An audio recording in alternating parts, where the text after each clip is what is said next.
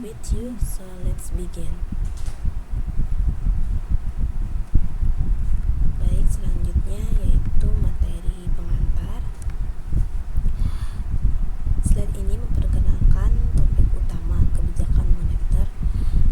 Apa sih itu kebijakan moneter? Kebijakan moneter adalah kebijakan ekonomi yang dijalankan oleh bank sentral untuk mengatur jumlah uang yang beredar dan tingkat suku bunga dalam suatu negara. Kebijakan moneter itu dijalankan oleh bank sentral seperti Bank Indonesia contohnya untuk mengatur jumlah uang yang beredar dan suku bunga. Tujuannya yaitu untuk menjaga inflasi tetap rendah dan mendorong pertumbuhan ekonomi untuk menciptakan lapangan kerja. Dalam masa krisis, kebijakan ini menjadi alat utama untuk menstabilkan ekonomi. Baik, selanjutnya yaitu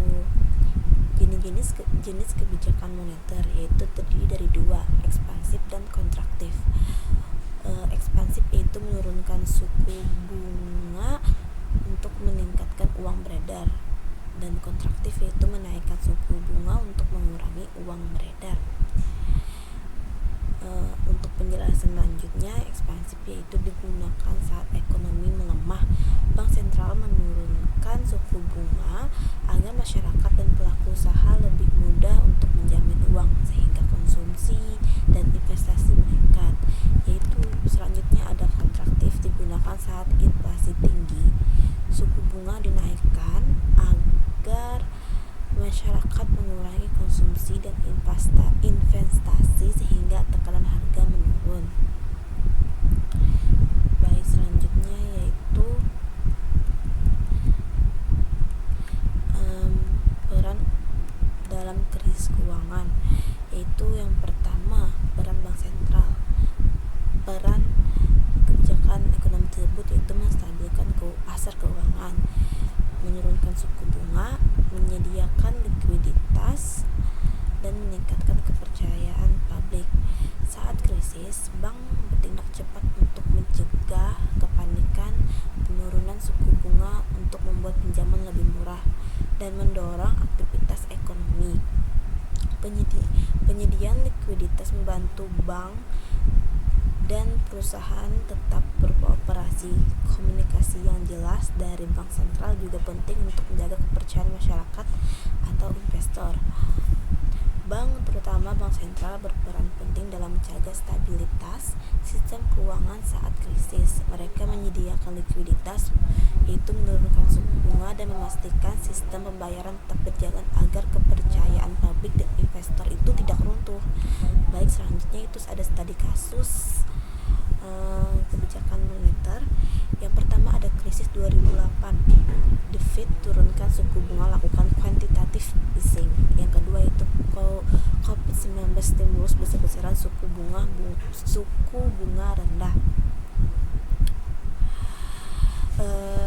Krisis 2008 tersebut, Bank Sentral AS The Fed menurunkan suku bunga mendekati 0% dan membeli aset keuangan dalam jumlah besar untuk meningkatkan likuiditas.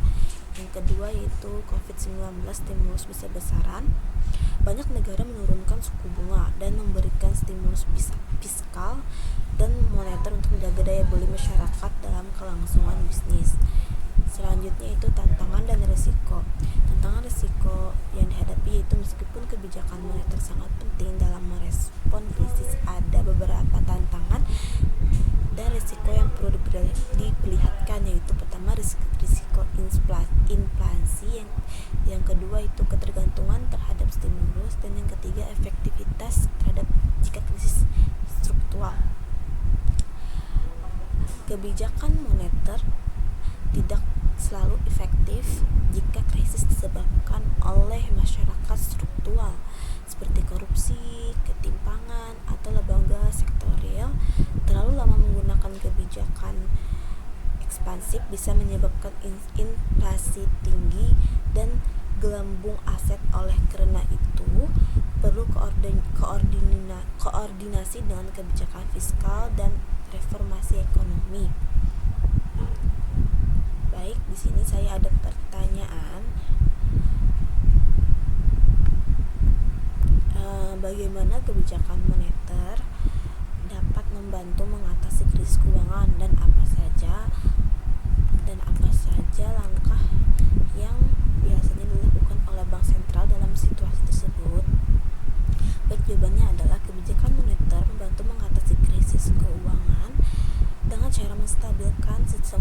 keuangan dan mendorong aktivitas ekonomi dan menjaga kepercayaan pasar.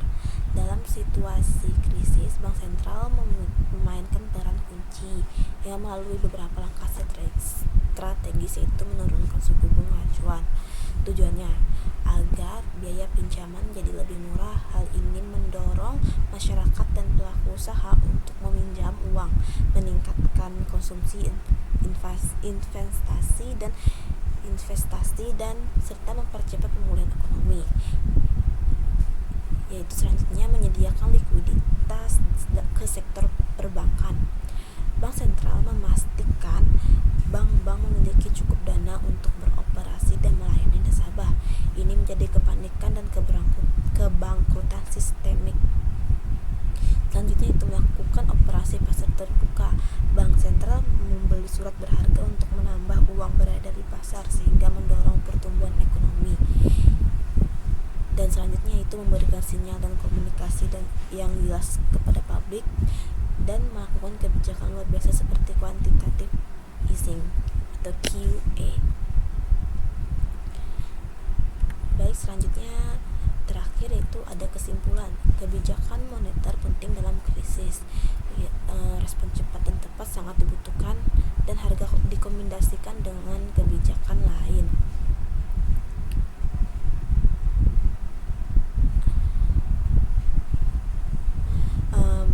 Kebijakan moneter adalah alat yang fleksibel dan cepat untuk merespon krisis.